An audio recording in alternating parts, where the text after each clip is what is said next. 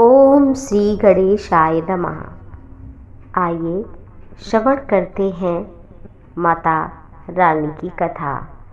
जीवन में सभी के संकट आते हैं और संकटा माता की कथा सुनने से जीवन के संपूर्ण संकट नष्ट हो जाते हैं। संकटा माता जीवन के संकट हरण कर लेती हैं। संकटा माता जीवन का दुख मिटा देती हैं। कथा इस प्रकार है। एक बुढ़िया थी। उस बुढ़िया का बेटा था रामनाथ। धन कमाने के लिए वो परदेश चला गया। बुढ़िया अपने पुत्र के विदेश जाने से बड़ी चिंतित और दुखी रहने लगी। उसकी बहू उसे नित्य खोटी खरी सुनाती। बुढ़िया बड़ी परेशान होकर बाहर एक कुएं के जगत पर बैठकर रोया करती थी। ऐसे ही हर दिन होता रहा। एक दिन कुएं से दिए की माँ नाम की स्त्री निकली। बुढ़िया से पूछा, अरे बुढ़िया, क्यों रो रही हो? क्या कष्ट है? मैं तुम्हारा दुख दूर करूंगी। बुढ़िया ने प्रश्न सुनकर कोई उत्तर नहीं दिया। जब बार बार दोहराया तो बड़ी परेशान हो गई और बोली, क्या तुम मेरे दुख को दूर कर दोगी? बुढ़िया की बात सुनकर दिए की माँ ने कहा, अवश्य ही। बुढ़िया ने दिए की माँ का ऐसा आश्वासन पाकर कहा, मेरा बेटा कमाने के लिए परदेश चला गया है। मुझे मेरी बहू बहुत भला बुरा कहती है। बुढ़िया की बात सुनकर दिए की माँ ने कहा, यहाँ वन में संकटा माता रहती हैं। वो सबका दुख दूर करती हैं। तुम भी जाकर प्रार्थना करो। वो कृपालु हैं, दयालु हैं। निसंतान को संतान, निर्धन को धन, अभाग को भाग्य, निर्बल का बल, सौभाग्य तथा कुंवारी कन्याओं को इच्छित वर, रोग से मुक्ति, मनोकामना की पूर्ति करती हैं। ऐसी बात सुनकर बुढ़िया जंगल में संकटा माँ के मंदिर में गई, विलाप करने लगी। संकटा माता ने दयालु होकर प्रकट होकर बोली, क्यों रो रही हो? बुढ़िया ने कहा, आप सब कुछ जानती हैं। बुढ़िया की बात सुनकर संकटा माता ने कहा, बताओ तो बुढ़िया ने कहा, मेरा पुत्र परदेश गया है। बहू बहुत सताती है। बुढ़िया की दर्द भरी बात को सुनकर संकटा माता ने कहा, तुम घर जाकर मेरे लिए मनौती मानकर पूजा करो। तुम्हारा बेटा वापस आ जाएगा। मेरी पूजा के दिन तुम स्त्रियों को आमंत्रित करके उन्हें भोजन कराना। संकटा माता के कथनानुसार बुढ़िया ने मनौती मांगी और जब 16 शुक्रवार को संकटा माता का व्रत किया तो विचित्र बात ये हुई कि बुढ़िया ने लड्डू बनाए थे 7, लेकिन जब गिनती तो हो जाते 8। वो बड़ी परेशान हो गई, क्या कारण है? उसी समय संकटा माता एक वृद्ध स्त्री के रूप में बुढ़िया के सामने प्रकट हुई और यह सुनकर बुढ़िया बोली, आज मैंने संकटा माता का पूजा किया है और सुहागिन को निमंत्रित किया है। जब गिनकर 7 लड्डू बनाती हूँ तो अपने आप 8 हो जाते हैं। मैं परेशान हूँ। बुढ़िया की बात सुनकर संकटा माता बुढ़िया रूप धारण करने वाली ने कहा, क्या तुमने किसी बुढ़िया को आमंत्रित किया है? बुढ़िया बोली, नहीं। तुम कौन हो? मैं बुढ़िया हूँ, मुझे ही कर लो। ये सुनकर उसको भी आमंत्रित कर लिया। भोजन, लड्डू आदि सुहागिनों को तथा उस बुढ़िया को खिलाया। संकटा माँ बहुत प्रसन्न हुई। बुढ़िया के मन में ये बात सुंदर आई और इधर माता संकटा की इच्छा से बेटे के मन में अपने पत्नी और माँ से मिलने की इच्छा हुई। घर के लिए निकल पड़ा और उसी दिन जब उद्यापन कर रही थी, सुहागिनों को भोजन करा रही थी, तभी बेटे की आने की सूचना मिली। उसकी पत्नी तो चली गई, लेकिन बुढ़िया ने कहा, मैं जिमा कर पूजा कर कर तभी आऊँगी। और जब पति ने देखा मेरी पत्नी तो सोचा कितना प्यार करती है, माँ को देखो अभी तक ना आई। पूजा समाप्त होकर जब सब चले गए तब अपने पुत्र के पास गई और पुत्र ने पूछा, अभी तक कहाँ थी? माँ ने कहा, बेटा तुम्हारी कुशलता के लिए मनौती मांगी थी, वही जिमा रही थी। संकटा माँ की कृपा से पत्नी के प्रति प्रेम हट गया। बोला, मैं इसको नहीं रखूँगा।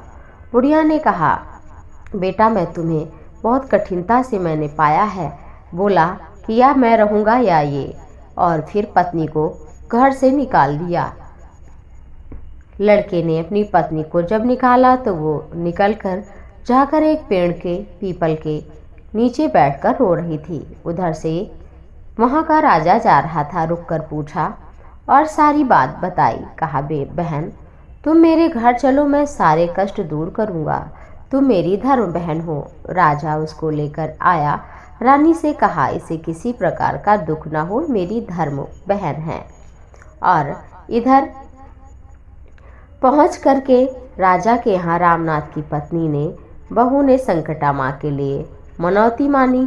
और जब 16 शुक्रवार पूरा हुआ तो सुहागिन को आमंत्रित किया, भोजन करा रही थीं और रानी को भी निमंत्रित किया था। रानी ने कहा, हमें रबड़ी मलाई नहीं हजम होते तो ये पत्थर समान लड्डू कैसे हजम होंगे? माता की अवहेलना हो गई। और इधर जब पूजा पूरी हुई तो संकटा माता की कृपा से रामनाथ अपनी पत्नी को खोजते हुए आया और पूजा में सम्मिलित भी हुआ। कहा, प्रिय मेरे अपराध को क्षमा करो। दोनों प्रेम पूर्वक अपने घर को जा रहे थे और इधर बहन ने भाभी रानी से कहा कि मेरे ऊपर दुख पड़ा तो मैं यहाँ आई, और भगवान ना करे माँ ना करे, जब कोई आवश्यकता हो तो हमारे पास चले आना। ऐसा कहकर चली गई बहन अपने पति के साथ। और इधर राजा रानी पर बड़ा संकट आया। राजपाट चौपट होने लगा, सब नुकसान हानि हो गई। रानी ने कहा कि तुम्हारी धर्म बहन जाते समय कह गई थी, हमारे ऊपर बड़ा कष्ट पड़ा तो हमने संकटा माता की उपासना की, मेरी कामना पूर्ण हुई, और भगवान ना करे ऐसा हो तो तुम मेरे पास आ जाना। दोनों ही गईं पति पत्नी उनके बहन के पास। तो बहन ने कहा कि हमारी तो सभी करता धरता संकटा माँ है, तुम उन्हीं से प्रार्थना करो, सब काम बन जाएगा।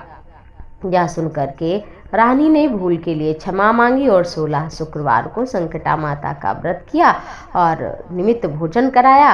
और फिर जिसके प्रभाव से उन्हें स्वप्न में भगवान का दर्शन, माता रानी का दर्शन हुआ और अपने महल को वो जाने लगे। और वहाँ जब गए तो उन्हें राजपाट फिर से प्राप्त हुआ, सभी प्रकार के सुख प्राप्त हुए और संकटा माता ने उनकी कामना पूर्ण की। उनका जो राज्य चला गया था, जिसके कारण वो दुखी रहते थे, वो सभी कामना पूर्ण हुई और उनके जीवन में सुख, शांति, संपन्नता सभी कुछ उनके जीवन में आ गई।